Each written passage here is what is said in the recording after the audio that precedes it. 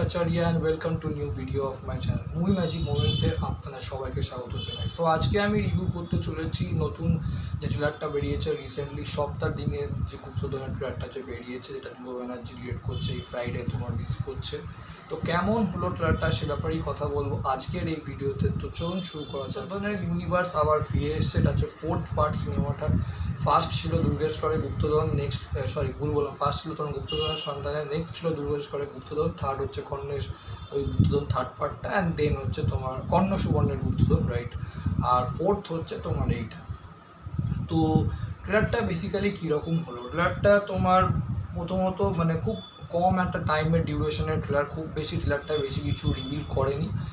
ট্রেলারটা স্টার্ট হয় খুবই ভালো একটা মানে গুড একটা পজিটিভ ভাইব্রেন্ট নোটে আমি বলবো, আর যেখানে দেখানো হচ্ছে যে তোমার ইয়ে আর্লি 11th সেঞ্চুরি রাজা প্রতাপাদিত্যর তোমার যে ট্রেজার আছে সেই ট্রেজারটার একটা সন্ধান পাচ্ছে, এবার সেই ট্রেজারটা কীভাবে সোনাদা এবং সোনাদার যে তোমার দুজন সব সময় থাকে অ্যাসিস্ট্যান্টই বলতে পারো যাকে বলে, তারা সেভাবে কীভাবে তোমার ওই ট্রেজারটাকে তোমার ওই ইয়ে ডিসকভার করবে সেই নিয়েই গল্প।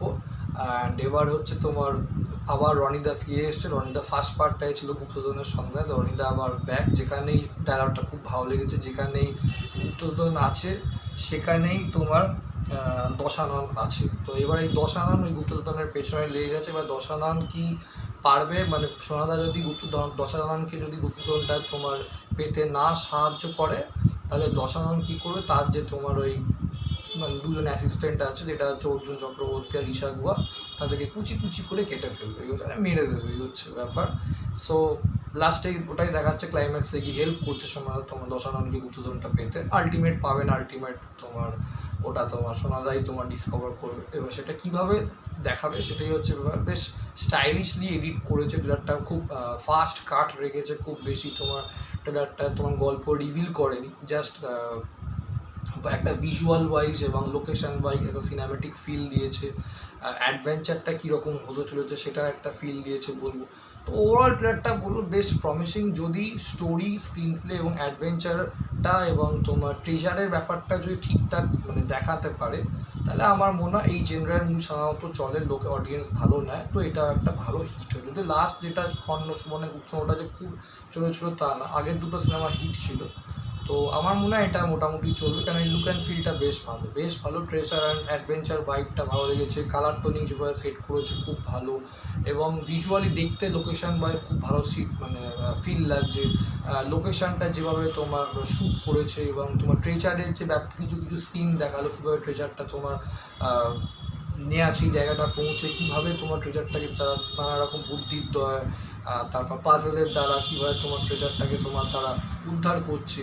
এবং সবচেয়ে যেটা ভালো লাগছে তোমার কিছু অ্যাকশানও রেখেছে, দেখলাম অ্যাকশান সিকোয়েন্সেসগুলো, যেগুলো আবিরকে বেশ ভালো লাগছে। এবং আবির চ্যাটার্জি তো আগের থেকে অনেক ফিটও হয়ে গেছে, সো আবির চ্যাটার্জি লুক ওয়াইজ এবং ফিজিক্যাল ওয়াইজ অনেক ফিট লাগছে, এবং অ্যাকশানগুলো আবির চ্যাটার্জি খুব ভালোভাবে করছে। তো ওভারঅল আমার মনে হচ্ছে মুভিটা একটা ভালো বক্স অফিস করতে পারে। তো আমার তো ট্রেলারটা বেশ প্রমিসিং লেগেছে বলবো। আর ধ্রুব ব্যানার্জিও তোমার নিজের একটা স্টাইলাইজেশন অলওয়েজ থাকেই, সেটা দেখিয়েও দেয় ফ্রম দ্য ডিরেক্টরস অফ নিজের সিনেমাগুলো একটুখানি, তো সেই সিগনেচার স্টাইলটাও মেনটেন করছে। তো ওরা ঠিকঠাক, খারাপ না, বেশ ভালোই হয়েছিল। আপনার ট্রেলারটা কীরকম লাগলো অবশ্যই আমাকে কমেন্টে জানান, আর ভিডিওটা আবার লাইক করুন, কমেন্ট করুন, আর অবশ্যই এরকম সুন্দর সুন্দর মুভি রিভিউ পেতে মুভি ম্যাজিক মোমেন্টসকে সাবস্ক্রাইব করুন এবং সাপোর্ট করুন। Thank you.